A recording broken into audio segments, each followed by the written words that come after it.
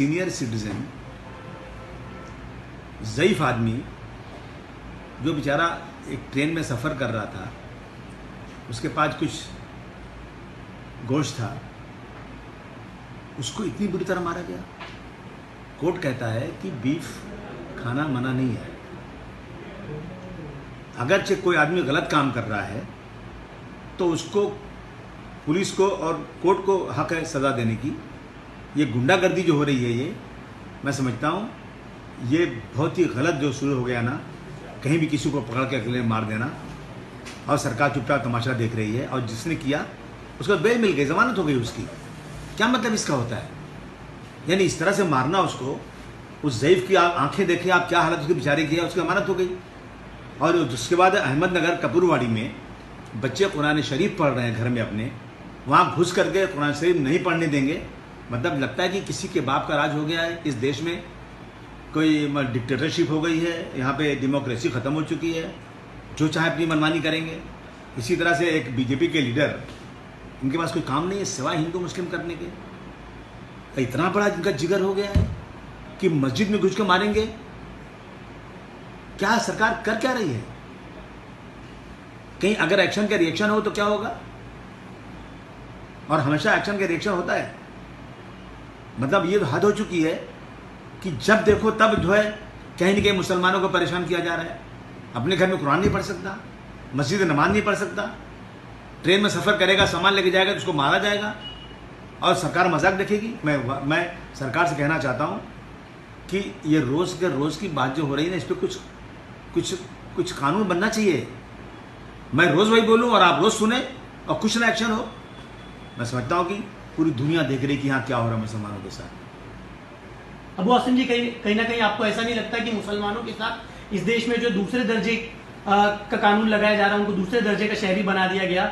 इससे पहले पार्लियामेंट के अंदर मुस्लिम एक एमपी को गाली दी गई, अभद्र भाषा का इस्तेमाल किया गया, कटवा, मुल्ला, आतंकवादी जैसे शब्दों का भाजपा के एमएलए नीतीश राणा ने जिस तरीके से मुसलमानों को लेकर कहा कि मस्जिदों में घुसकर मारेंगे, उसके बाद उन्होंने अपशब्द का इस्तेमाल किया, गालियां दी मुसलमानों को। उसको लेकर माहौल जो है आज हिंदुस्तान का अलग होते जा रहा है, मुसलमानों के अंदर डर और भय का माहौल है।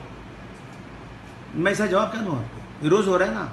हम तो बार बार असेंबली में बात करते हैं कि भाई कानून बनाइए, अगर कोई भी किसी धर्म के खिलाफ कहता है उसको जो है टेररिज्म के कानून बंद करो, ताकि दोबारा उसकी हिम्मत नहीं पड़े।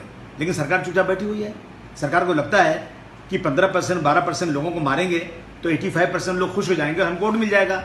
मैं समझता हूँ कि ये सोच है ना, बहुत गलत है। और ये बांग्लादेश में जब सरकार पलट गई तो कह रहे हैं कि मुसलमान हिंदुओं को मार रहा है।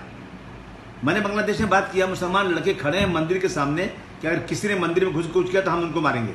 बांग्लादेश के बिजनेसमैन ने कहा कि जो हिंदू भाई बेकार हो गए, जिनके पास काम नहीं है, नौकरी चली गई उनकी सरकार गिरने के बाद, हम उनको खाना खिलाएंगे, अपने घर में रखेंगे।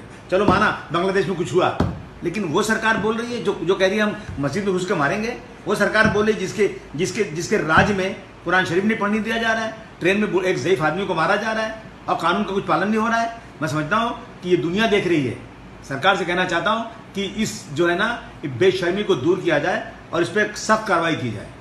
अबू आसिम जी, जिस तरीके से छत्रपति शिवाजी महाराज की जो है मूर्ति ढहा दी गई या गिर गई, वो एक पॉलिटिकल मसला है, लेकिन उसको लेकर जो है तमाम महाविकास आघाड़ी के जो बड़े नेता हैं उन्होंने प्रोटेस्ट किया।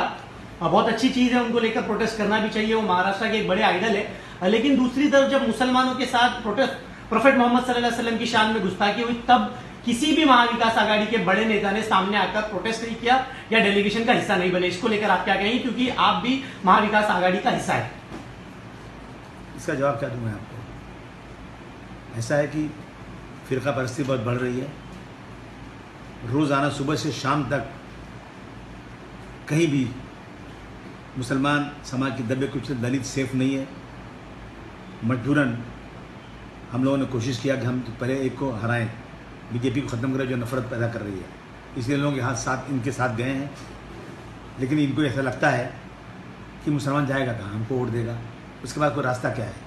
मैं कहना चाहता हूँ महाविकास आघाड़ी को कि देखिए ऐसा है कि मजबूर करके वोट मत लीजिए, खुश करके वोट लीजिए, हमारे इशू पर बोलिए आप, और क्या कह सकता हूँ। धन्यवाद।